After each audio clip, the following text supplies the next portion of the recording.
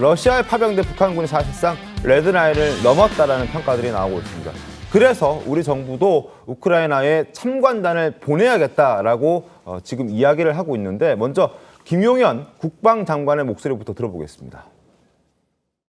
당연한 우리 군의 임무라고 저는 생각합니다. 만약에 그렇게 하지 않는다면 그거야말로 잘못된 것이고 직무유기라고 생각합니다. 규모와 기간 그리고 임무를 고려해서 개별 차원의 파병은 그거는 이제 국회 동의 없이 장관 승인하에 할 수가 있습니다. 네, 우리 정부의 참관단 파견 방침에 반발은 북한이 아닌 의외의 곳에서 지금 맞습니다. 터져 나오는 모양새입니다. 사성 장군 출신이죠. 민주당 김병주 의원이 국회 동의 없이 파병을 하면 국방부 장관을 탄핵하겠다 이렇게 공개적으로 경고를 했는데요. 그 이유가 뭔지 김병주 의원의 이야기부터 들어보시죠.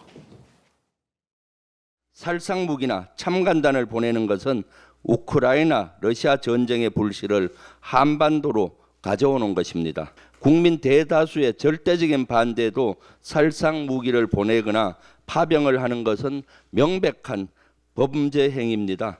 외국과 공모해 대한민국의 전쟁의 단초를 여는 것은 형법 제92조 외환유치죄에 해당한다는 점을 명심하기 바랍니다. 만약 윤석열 정권에서 우크라이나 전쟁터에 국회 동의 없이 참관단을 파견을 보낸다면은 국방부 장관 탄핵 등 다양한 법적 강구를 하겠습니다. 자, 지금 김용현 국방장관의 목소리와 김병주 의원의 목소리가 서로 엇갈리고 있습니다. 불법 행위 아니다. 충분히 국회 동의 없이도 개별적인 파견은 가능하다라고 얘기를 하고 있는 반면에 김병주 의원은 그렇지 않다. 국회 동의 없이 한 명이라도 보내면 이건 문제가 발생하고 법을 위반한 것이고 결국 탄핵 사유다. 이렇게 얘기를 하고 있는데 김용태 의원님 누구 말이 맞는 겁니까? 이게 헌법 60조하고 국군의 이제 해외 파병 훈령의 해석의 영역이 이제 충돌하다 보니까 여야가 다르게 보고 있는 것 같은데요. 네. 그러니까 우리 헌법 60조에는 상권 분립 차원에서 국군의 해외 파병 파견에 있어서는 국회의 동의를 받게 되어 있고요. 이 국군의 해외 파병 훈령에는 개인 단위의 파견일 경우는 장관의 정책적 결정에 따라서 할 수 있게끔 되어 있거든요. 근데 저는 이 자리를 통해서 좀 여야 많은 분들한테 드리고 싶은 당부 말씀은 네. 이 부분을 있어서 정쟁의 여지로 보지 말고 원론적으로 또 합법적으로 또 저희가 절차를 잘 진행했으면 좋겠어요. 무슨 말이냐면 지금 조금 전에 저희가 전문가들하고 이야기해서 많이 이야기 드렸지만 이 러시아 전쟁 우크라이나에서 북한군이 이제 드론에 취약하다는 말씀을 하셨잖아요. 우리나라에 드론 작전 사령부라고 있습니다. 네. 제가 알기로는 세계 최초의 이런 합동 훈련을 갖고 있는 합참 예하의 이 드론을 이용으로 한 최초의 전 세계 부대라고 알고 있거든요. 이 부대가 실질적으로 우리나라도 이 드론 기술이나 이런 드론 작전에 많이 익숙하지가 않다 보니까 실질적으로 우크라이나에 참관단을 보내서 실제 북한군의 양상이라든지 현대전에서 드론이 어떻게 움직이는지에 대해서 정보를 파악할 필요는 저는 있다라고 생각해요. 네. 그렇다면 저는 여기에 대해서도 민주당이 반대할 거라고 생각하지 않거든요. 국방부가 민주당을 설득하거나 여당도 야당의 동의를 얻어서 정식적인 그런 동의를 받고 참관단을 보냈으면 좋겠다라는 개인적인 생각이 있습니다. 민주당도 동의를 할 수 있을 것이다라고 김용태 의원 말씀해 주셨는데 사실 뭐 이건 국가 안보의 문제니까 뭐 정치권에서 정쟁의 이슈는 사실 아니다라고 국민들 많이 생각할 것 같습니다. 그런 차원에서도 지금 김용태 의원의 목소리를 민주당에서 좀 수용할 의사가 있는지 좀 여쭤보고 싶네요. 일단 뭐 국가 안보에 여야가 따로 있을 수가 없죠. 그건 당연한 거고요. 다만 이제 조금 걱정되는 부분은 우크라이나 전쟁 벌써 3년째예요. 그리고 지금 전쟁이 종전으로 지금 접어들고 있다라고 저는 보고 있거든요. 네. 그리고 해리스하고 트럼프가 일주일 이후에 대선을 치릅니다. 네. 그러면 트럼프가 만약에 대통령이 된다라고 한다면 우크라이나 지원 안 한다는 거예요. 그러면 전쟁이 끝날 수밖에 없거든요, 사실상. 그런데 지난 3년간 우크라이나 전쟁에서 일어났던 드론이라든가 현대전, 전차 잡고 이런 것들에 대해서 공부를 하려면 실은 여야가 협의해서 진즉 보냈어야 돼요. 네. 지금 너무 전쟁 말기에 지금 이런 논의들이 급작스럽게 된다는 것 자체가 조금 우려스러운 측면이 있고요. 또 러시아가 지금 북한 파병으로 인해서 뭐 핵잠 기술을 주는 거 아니야, ICBM 기술을 주는 거 아니야 우려가 되고 있잖아요. 근데 만약에 여기에 우리나라가 적극적으로 개입해서 뭔가 개별적인 군대라 할지라도 파병을 하고 국정원 직원들을 파병한다라고 한다면 러시아와의 적대적 관계가 더 악화될 수 있다고 보거든요. 그런 측면에서 북한이 받을 수 있는 과실은 더 커질 수 있다. 그래서 좀 신중하게 해야 되는데 갑자기 북한 파병이 이미 상당히 논의됐던 부분들인데 너무 안보 이슈가 갑자기 올라오면서 이게 정보가 무분별하게 확산되기 때문에 저는 좀 우려를 표하는 거고요. 네. 민주당도 마찬가지죠. 여야의 안보가 어디 있어? 안보 위협에는 공동 대응해야 된다는 건 맞고요. 만약에 아까 우리 의원님 말씀이 맞다라고 한다면 그 부분에 있어서 여야 협조가 충분히 가능할 거로 보여집니다.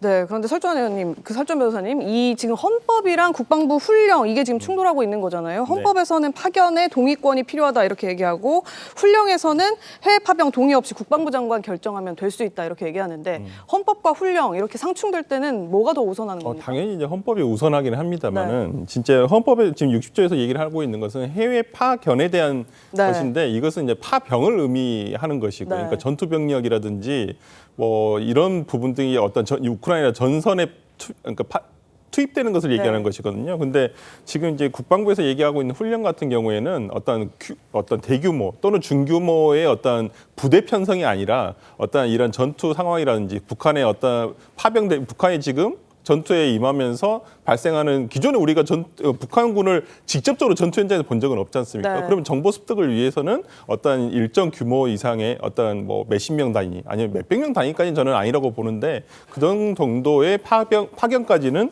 뭐 헌법에서 규정하는 것은 아니라고 저는 봅니다. 네, 그런데 이제 그 민주당에서 하는 얘기 가만히 들어보면 김병주 의원 같은 경우에는 파견과 파병을 좀 혼용하고 있는 것 같아요. 지금 국방부에서 얘기하는 건 말씀하신 대로 모니터링단을 파견하는 목적이다 이렇게 얘기하고 있는데 김병주 의원은 파병은 동의를 받아야 된다 이런 취지로 얘기를 하는 것 같거든요. 그러니까 뭐 양쪽 다 서로 맞는 말만 하고 있는 거예요. 그러니까 김병주 의원은 이것을 그냥 파병은 원칙적으로 헌법에 있으니까 이렇게 해야 된다는 것이고요. 국방부에서는 당연히 이건 파병이 아니라 우리는 모니터링단을 보내려고 하는 건데 아마 김병주 의원도 이거 내용 아실 거예요. 그러게요. 네, 아실 거라 생각을 두고 하지만 지금 뭐 야당의 최고위원이시니까 뭐 헌법에 있는 내용 그대로 말씀하시는 건데 뭐 충분히 저는 뭐 김병주 의원이 사성장군 출신인데 이걸 모르지는 않으실 거라고. 근데 어떻습니까, 김영태 의원님? 그러니까 파견이든 파병이든 이 헌법의 제60조의 의미는 결국에는 이 파견 군인에 대한 실질적으로 신체적인 위협에 대해서도 그리고 실제로 파견과 파병했을 때 우리나라가 국제사회에 갖는 그런 지위와 역할 이것이 우리나라 안보에 어떤 영향을 미칠지에 대한 총체적인 결정을 하는 고도의 정치적인 결단이거든요. 물론 이것을 우리가 헌법에서는 대통령한테 부여했고 이런 정치적 결단을 국민의 대의기관인 국회와 함께 이제 협의하고 결정을 내리라는 것이 이제 헌법의 취지이기 때문에 저는 물론 이제 설 변호사님께서 설명했던 것처럼 파견과 파병 분명히 다르겠지만 저는 여당의 일원으로서 야당에 충분히 협조를 구할 수 있다고 생각하고 거듭 말씀드리지만 이 행위에 대해서도 야당도 충분히 동의해 줄 수 있다고 생각합니다. 그래서 국방부 장관께서도 물론 훈령에 따라서 보낼 수는 있겠지만 그래도 야당 의원들 한 번 더 찾아가셔서 설득하신다면 여야가 이 부분에 있어서는 국익을 우선으로 생각하지 않을까 생각이 듭니다. 이승훈 의원님, 이 김병주 의원이 파견인 걸 알면서 파병이라고 하는 겁니까? 아니면은 이 파견단이 현지에 가서 실제로 뭐 신문조 역할도 하고 사실상 이제 파병군 역할을 할까봐 우려돼서 미리 경고를 하는 겁니까? 지금 이게 정답이 있을 수가 없어요. 왜냐하면 정부에서 모니터링단을 어떻게 구성할지에 대한 조직이 나와 있지 않기 때문에 이걸 뭐 그냥 막연하게 얘기하는 것이죠. 파병 정도 수준이면 당연히 헌법상 국회의 동의를 받아야 되는 것이고요. 순수하게 뭐 군인이 아닌 민간인, 그러니까 뭐 기술 전문가들이 간다라고 한다면 이건 또 파견이겠죠. 그래서 이런 부분들이 좀 조심할 필요가 있다. 그리고 너무 조금 실은 우크라이나 입장에서 보면 굉장히 급하거든요. 북한군이 파견됐으니까 우리나라도 적극적으로 무기도 지원해주고 살상 무기 지원해주고 뭘 바라는 것인데 그런 걸 좀 부추기는 측면은 좀 있는 것 같아요. 그래서 저는 좀 아무리 급해도 좀 미국 대선 이후에 윤석열 정부가 또 국방부 장관이 어떻게 대처를 할지에 대해서 좀 결정을 하는 게 좋지 않을까 싶습니다.